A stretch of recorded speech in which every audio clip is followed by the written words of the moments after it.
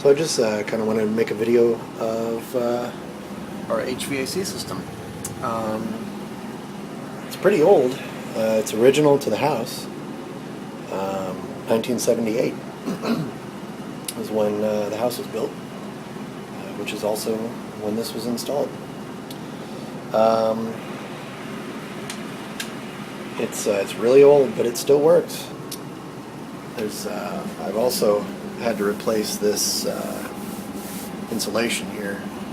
The original insulation, when we moved in, it stopped here, and so of course this just collected a lot of condensation, and it would just drip down here. You can see where it's kind of corroded the ductwork there, and puddled in here over many years. If we take a look inside,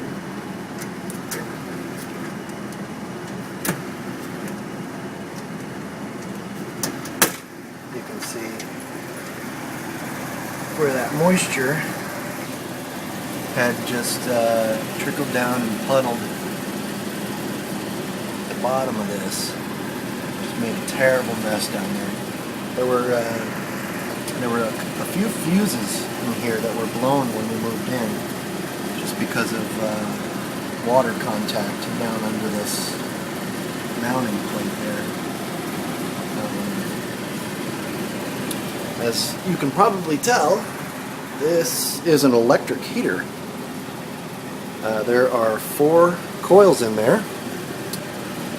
So each coil is 5,000 watts. There's 4 of those for a total of 20,000 watts. 20,000 watt electric heater. Man, this thing pulls some current. The blower in here, right now the air conditioner is running. This is the AC. The blower itself pulls about 2 amps. When the actual furnace is on, this pulls about 85 amps total. As you can see, it's got some, I don't know if that's gauge 1 or 0, 1 0. Wire there. It's 2-phase, 240 volts, or I'm sorry, single phase 240 volts. So here you can see the 100 amp breaker that the furnace and the air handler are on. They're both on that, and then this is a 40 amp breaker for the condenser outside. And as you can see, this is actually the main breaker in the panel. It's actually labeled lighting main. I don't know if you can see that.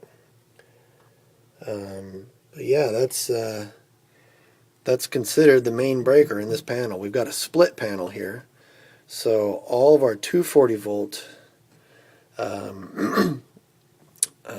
appliances and circuits are up here, and then we've got a main for all of the house circuits. So we've got the furnace and the air conditioner, or the condenser, and the stove, all on a separate, or all separated from the house circuit. So they're not on the main breaker. This panel has no main breaker, so we've got to have the power company come out and disconnect service if we need to work on that. So I actually had to replace this breaker. It was going bad. It was an old breaker, and it had a lot of apparent heat damage on it. It was making a good, healthy, sizzling sound when we moved in. So yeah, that one had to go. And here's the condenser. This is the same age as the rest of the system. It's from 1978. And it's pretty warm. It's working. We also had this one cleaned. So I've got some leaves piling up I need to clean out. But it's so old you can't even read the specs anymore. But, I also had to insulate this. It's coming off a little bit, but that was completely uninsulated when we moved in. That was also, of course, pouring condensation. So there's the handy little wiring job somebody did for the thermostat control. Some good stuff. Here's the old shutoff. As you can see, it's a Federal Pacific Electric FPE stab lock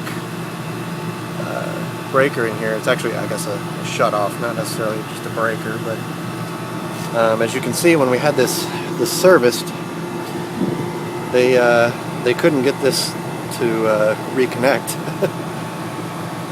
It was actually just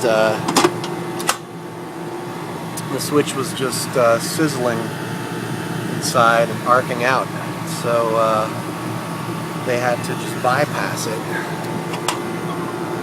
And so there's actually no working shutoff out here in front of the behind the condenser here. So I've got a replacement for this that I'm going to be putting in pretty soon. Nice new Square D 60 amp breaker. I know it doesn't need to be a breaker, just a shut-off switch, but I thought, what the hell, I'll get a breaker and have just that extra morsel of protection on that.